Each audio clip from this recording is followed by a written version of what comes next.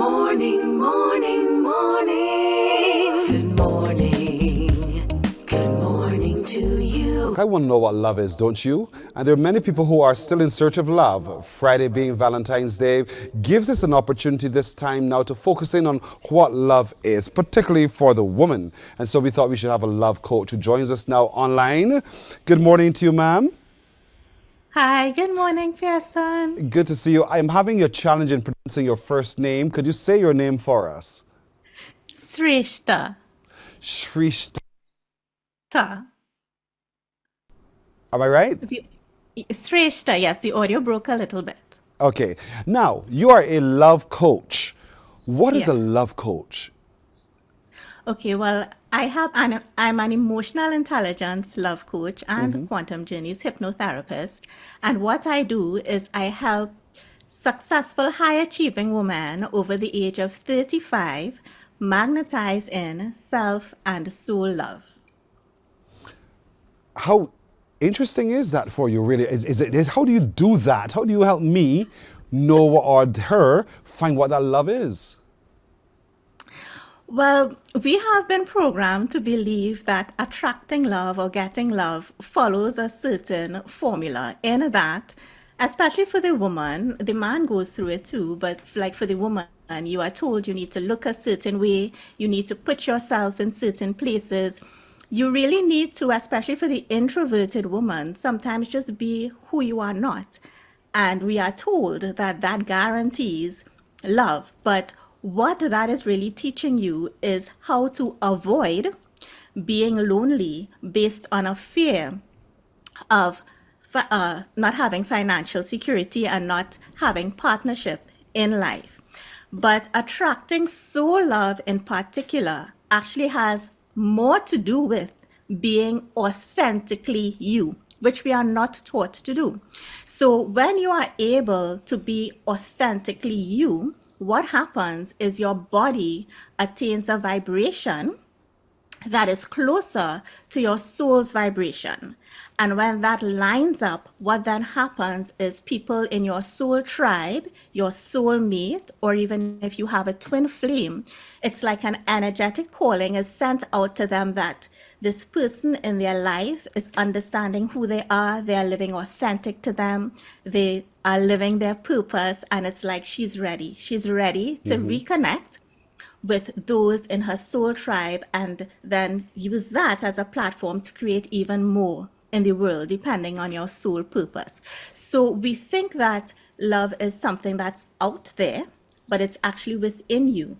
And the more you are able to love yourself and create love within yourself for who you are, you align with that vibration of your soul, and that magnetizes in soul love. I'd like you to walk me through the process then of that introspection so that we find who we are and our soul purpose. Because life is a stage and all of us are merely actors on that stage. So how do I get out of my acting skin to authentically walk in who I truly am? Yeah, I love how you put that. Life is a stage. We are here playing a game, taking on a costume, a mask, which is the body. And so in the beginning of life, we are programmed, right? So you are programmed according to your family, what your family would have taught you, what you see in society, what you learn in school, what you learn in magazines. And you take on this programming. So for the woman, this continues up into her 30s. In your 20s, your brain is still forming. You are still in people-pleasing mode. And then in your 30s, what happens is you start to question, is this who I really am? For a man, it happens closer to his 50s. So for the woman, when you start to question, in order to really connect with yourself, first of all, you have to be confident in following your intuition, the messages at the back of your mind. People refer to that differently. But what happens is when we have intuitive hits or messages, we are programmed to dismiss them with our conscious mind. So you may have a feeling, let's just say, to take up playing an instrument. And then with your conscious mind, you will say, no, you don't have time for that. No, I have other things to do. No, that's too hard. But to really connect with yourself, it has a lot to do with following things that drive you, following things that excite you, doing things that don't make sense. So for example, for me, I'm actually very educated. I have a bachelor's, I have a master's. I, I was busy living corporate life. And then I got an intuitive hit or a message that I wanted to help women, and I was kind of guided because one of my friends was in a domestic abusive relationship, and I just thought I was wrong. I had no background in psychology, I just knew that was wrong. And I started talking about mental and emotional abuse. And in doing that, that opened a path for me to talk about women and their emotions and how there are little messages. And this is way before I knew anything about love coaching. And then that opened a path for me to meet a love coach who was actually born in Trinidad, but she lives in Canada, and I studied with her. And in studying with her, I recognized in my life who my twin flame was. And again, in doing that, I understood by really connecting to myself how he was naturally just pulled back into my world without me really having to do anything. So to really connect with yourself has a lot to do with following your intuition, following the things that drive you, not letting your conscious mind or your friends or people in your life tell you no, that don't make sense, and really being brave and confident in the things that you want to do, knowing that it fills your soul, not really having an expectation and how is this going to help me, but just being in that moment and loving that moment and filling your soul in that way. Then you're a bit of a rebel of sorts because you're rebelling against societal structures. You're rebelling against what people plant for you as your path. You're rebelling against the fact that, society also says by this age you ought to have or you ought to be. And so you're saying to me, be as carefree as the little youngster within me, that little child, and now authentically find my space through love. Am I reading you correctly? Yes, yes, that is. I don't consider myself a rebel. I consider myself someone who holds your hand to lead you back across the bridge to who you really are. And I would like to think I do it in a way that is empowering to you, that is loving to you, that you feel safe. Because I don't really like to dismiss the programming because that programming is what is helping you to develop the skills in order to make your contribution. Carl Jung, who I'm sure you know is a famous psychologist, he described life as being in two phases. The first part is your schooling up to like your 30s, and for men it's a little bit later on. And the second part is where you really figure out, okay, yes, this is who I am. I learned this when I'm small. I'm taking this with me, but no, I'm not taking that with me. And you are able to put together who you really are in this world, because all of us are unique. No two of us are the same. And you're able to create who you want to be and move forward with that. So, I mean, I don't really like the word rebel, but I'm not a confrontational person. But I like the word change. I like the word transition. And on earth, we are really moving from that age of materialism to the age of frequency, which is what love is. Love is a frequency, it's one of the higher frequencies. And I like to think I'm a change worker helping to foster that in. Well, the word rebel was that you are one who, not you necessarily you, but one has to almost say, I'll deny what I know because what I know sometimes helps me, keeps me back. But in trying to be able to find my own emotional space, at times you can get it wrong. And so you find yourself encountering moments with other people who are not on the same plane at the same time. So how do you recognize when you're getting it wrong, one, and then how to pull yourself back from when you're getting it wrong?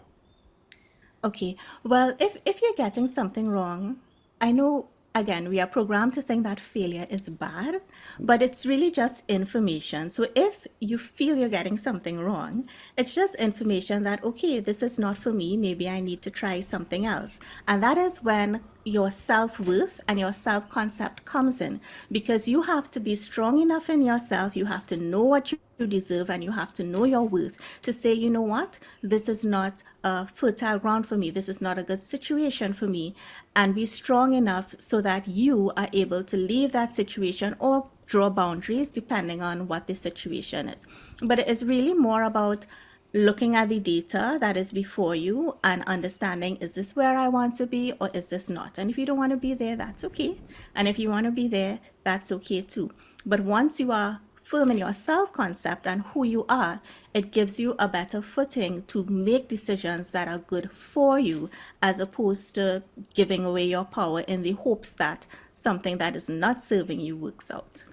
So it's important in any relationship, firstly, to know who you are, to be strong in 100. who you are, to be able to say, this is who I am, and if you can't live with it, basically, you are not for me, or somehow we're not connecting on the same plane.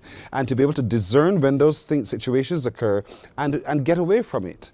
Basically, as one of the people from your Twin Island Republic would say, run away, singing Francine, you know? Run away, if it doesn't fit, you acquit, basically, you get away from it. And so being emotionally sound is important when it comes to handling your way through a relationship, to be able to find the right connection at the right time with the right person. Is that a good wrap? Yes, so, well, I would say understanding your emotions and how to regulate. So, we all experience emotions. Like my mentor, Annie Lala, she says, love is the white prism of emotions. So, it's just like when you shine light through a prism, you get all the colors of the rainbow. When you shine love through a prism, you get all the emotions. And experiencing all the emotions is actually experiencing love. Even the anger, even the sadness, even the bitterness, all of that is experiencing love. And not judging those emotions, just seeing it as data and understanding what it is telling you, because there's an intelligence behind every emotion. And then learning when that emotion is affecting your nervous system, how to regulate yourself. That is a really strong basis for a healthy relationship. That is such beautiful advice indeed from our love coach, Ms. Tawari. Thank you so much for joining us. And I'm hoping that as people listen, that they begin to introspect and find that little space that says, you know, I just want to be my normal, natural self. And because so many of us have that battle every day, being their true, authentic self. Be that, and you will find love in so many different ways. Thank you so very much for joining us today. You're most welcome. Thank you. You're welcome indeed. Morning, morning.